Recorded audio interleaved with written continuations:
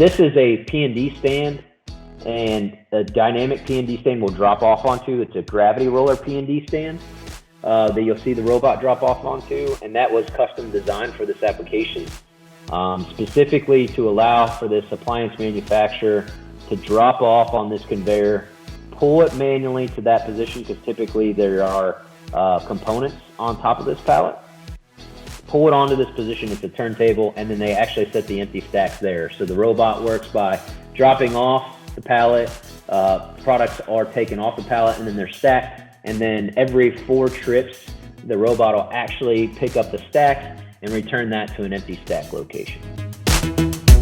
The footprint of the mirror will pretty much set an entire 40 by 48 right on top of the robot, but we have done and transported up to a 60-inch by 60-inch pallet.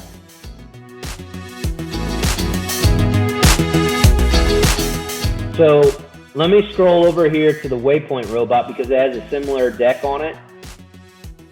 And I want to point out the main differences between the two robots. So you've seen the mirror robot kind of back up and align to it. This is the big, where we think one of the greatest opportunities is with the Waypoint robot in a tight area and being able to move from deck to deck. So you've seen the mirror robot back up, move over, do a 3-point turn and align. So if the mirror robot was to do that, it was going to probably take, I don't know, maybe 30 to 40 seconds. We're doing that in less than probably 5 seconds with the Waypoint robot. And it's because of the omnidirectional wheels.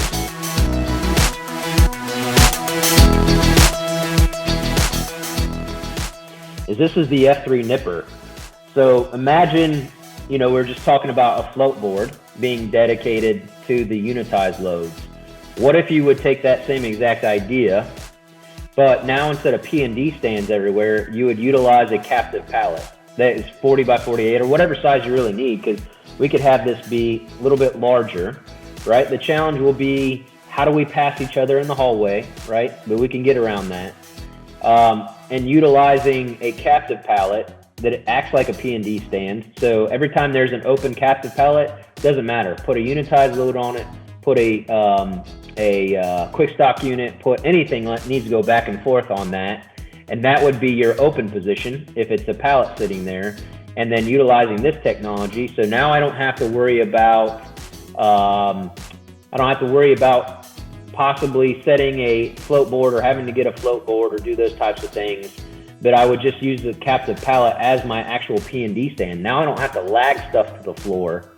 So again, thinking about something that could be reused in the future, this may be an option too to consider. So let's focus a little bit on the AutoGuide Robot. So this would be more like your traditional AGVs that you guys would see in most of your facilities. The great part about this technology is you just hop on the robot to drive it around and teach it in the map, and then also create different waypoints. So it can be manually driven. AGV can't be manually driven. And then a couple different things about their attachments, right? So you see the 4 bolts along the side of the frame here of this robot. This is the powerhouse for this robot. It's more like an attachment. So if you think about on the packaging side, you've got robots and the different end-of-arm tools. And the robot is exactly the same depending upon the size, whether it's a 4-axis, 5-axis, or 6-axis. Kind of think about that way with the robot, but changing the end-of-arm tool. So this is a pallet lift. We go from the floor up to 5 feet, right, for that type of solution. They also have a tugger application that they could add onto that and tug 10,000 pounds, which could be an option too as well to handle non-value add movement and a lot of pallet movement through a specific area. And then they also just released the capability to do 36 feet with this exact type of forked attachment, obviously with some counterbalances to be able to go up to 36 feet. And the max weight of that is 2,400 pounds.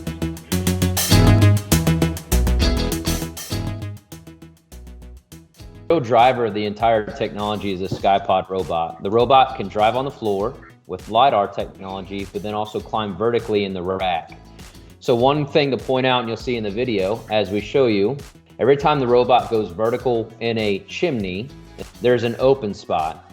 So in that open spot, the robot goes vertical. It's going to put the tote that it already has back in the rack, and then climb to the other location or decline to the other location to pick the next tote that it's going to grab, goes down to the floor, and then returns to the pick station, or goes from pick station to pick station depending upon the product that it has.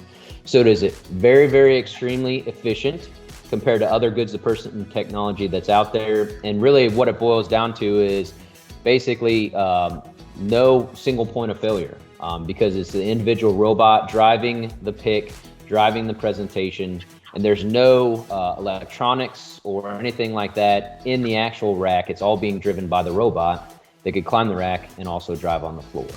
We now have the capability to go 12 meters high in a facility.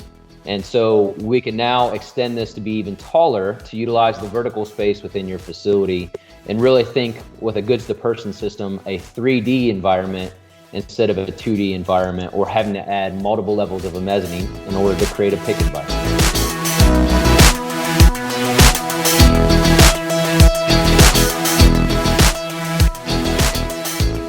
Every time a robot is presenting a bin, which is coming up to present, you'll see here on the screen that it's telling him what segment of the bin to pick out of. So he's going to go ahead and pick. And then he's going to clear that pick.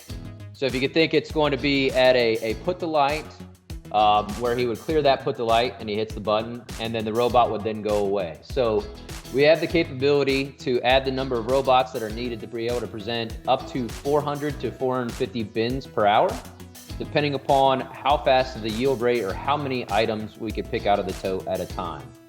And as you've seen in that tote, that is a singular tote, right? But the tote before that had 4, but we could go all the way up to 8 different locations and 8 potential different SKUs in one of the bins.